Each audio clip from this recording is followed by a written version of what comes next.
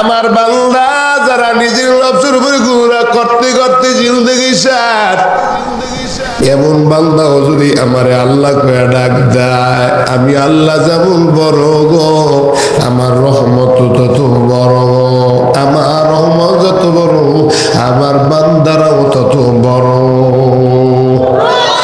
ও মুমিন, গুনাহ করেছো, আয় আয় আয় আয়, হাত উপরে উঠেলে আল্লাহু আকবার।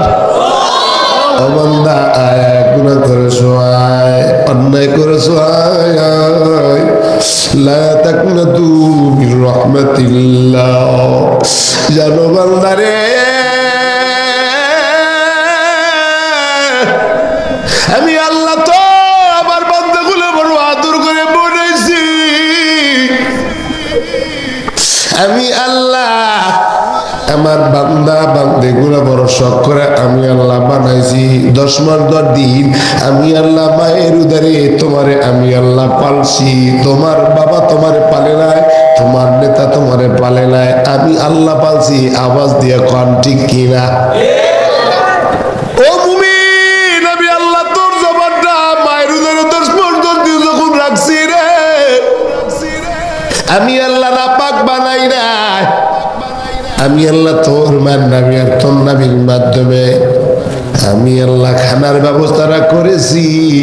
আমি আল্লাহ ইচ্ছা করলে ওই রক্তটা নাপাক রক্তটা তোর জবান দিয়া খাওয়াইতে পারতাম, কিন্তু খাওয়াই নাই। বান্দারে কারণটা কি জানো? আমি আল্লাহ তোরে শখ করে বানাইছি। আমি আল্লাহ নাপাক বানাই নাই, কারণ আমারে এই জবান দিয়া একবার আল্লাহ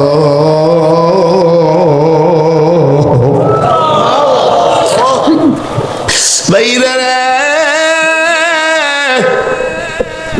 আল্লাহ যে কত সুন্দর করে আপনার আমারে বানাইছে।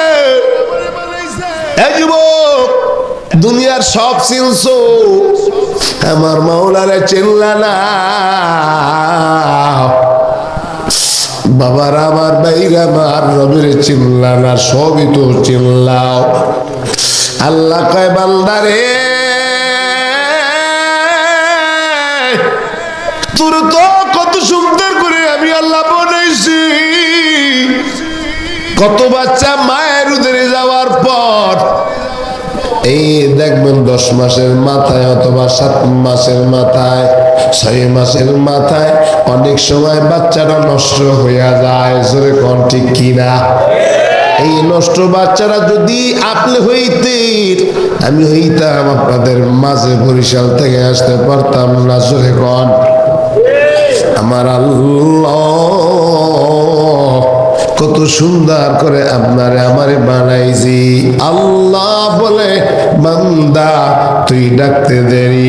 আল্লাহ কয়, আমি আল্লাহ তোর এই ডাকের উত্তর দিতে আমি দেরি করি না। শুধু তাই না, বরং বান্দা যা গুনাহ করেছো সমস্ত গুনাহগুলি আমি সওয়াব দিয়ে ভরপুর করে তোমার এই জান্নাতি মেহমান বানায় দেব।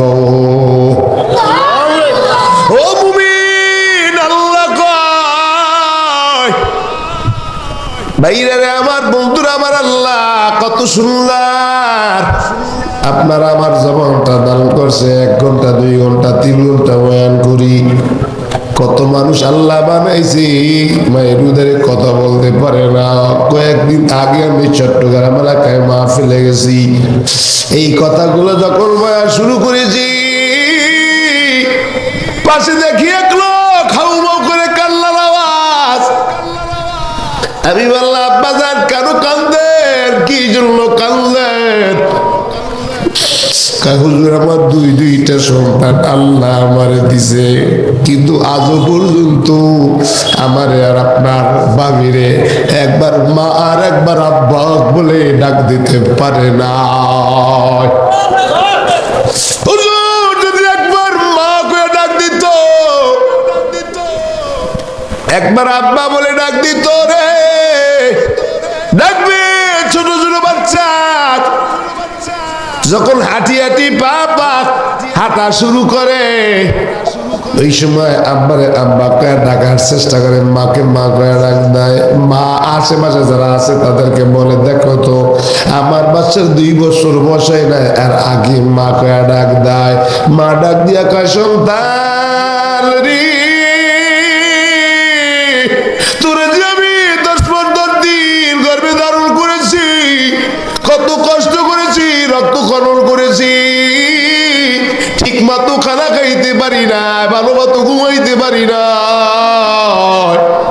যখন আমার বাচ্চারা আমার একবার মা কয়ে ডাক দিছি, আমি আমার সমস্ত বেদনা আর বেদনা কষ্ট আমার দূর হয়ে গেছে। আওয়াজ দিয়া কোন ঠিক কিনা?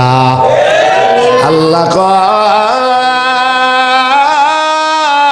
ওই তোর মা তোরে বানায় নাই, তোর বাবা তোরে বানায় নাই।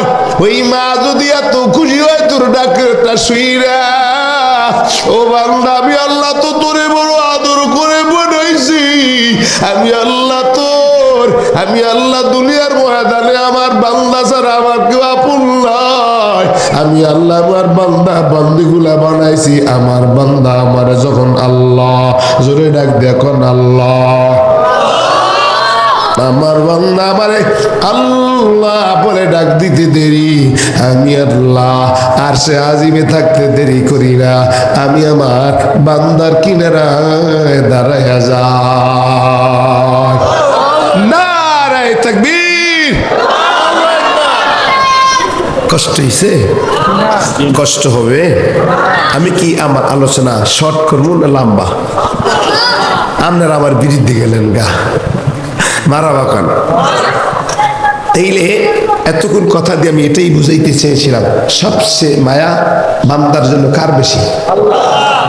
ইয়া ইলাহি তু মেরা মাবুদ হ্যায়, ইয়া ইলাহি তু মেরা মাশুক হ্যায়, ইয়া ইলাহি তু মেরা গফার হ্যায়, ইয়া ইলাহি তু মেরা সত্তর হ্যায়। কুল ইয়া ইবাদিয়াল্লাযীনা আসরাফু আলা আনফুসিহিম লা তাকনাতু মির রাহমাতিল্লাহ ইন্নাল্লাহা ইয়াগফিরুয যুনুবা জামিআ ইন্নাহু হুয়াল গফুরুর রহিম।